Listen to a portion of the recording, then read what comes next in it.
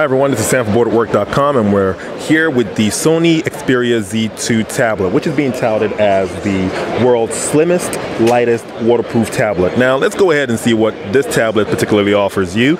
Now at the bottom here you can see that there is a contact for probably a dock in there. To the left of that you have your 3.5mm headphone jack.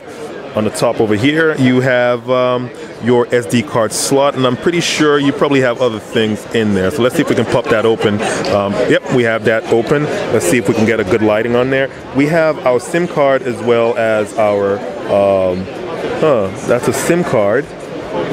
And I think that's the SD card slot in there. So that's your SD card right there, and your SIM card over there. So this is an LTE device, to keep that in mind. Over here, I think this is a sensor of some kind, and an IR blaster, one or the other.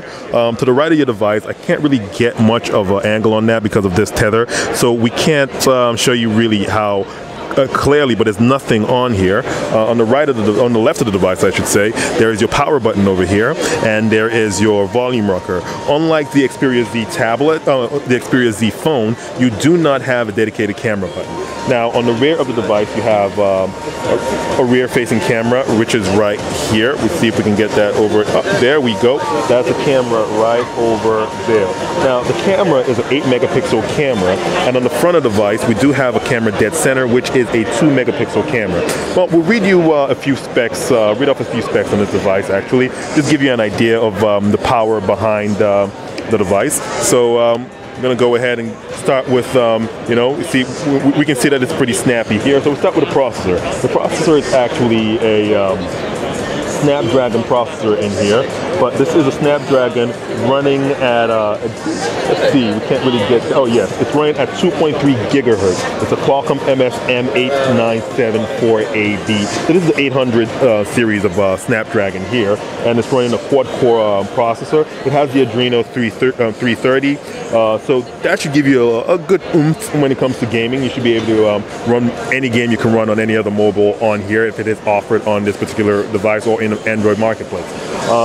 All in all, we have, as we stated, the camera is 8 megapixels rear and 2 megapixel front facing.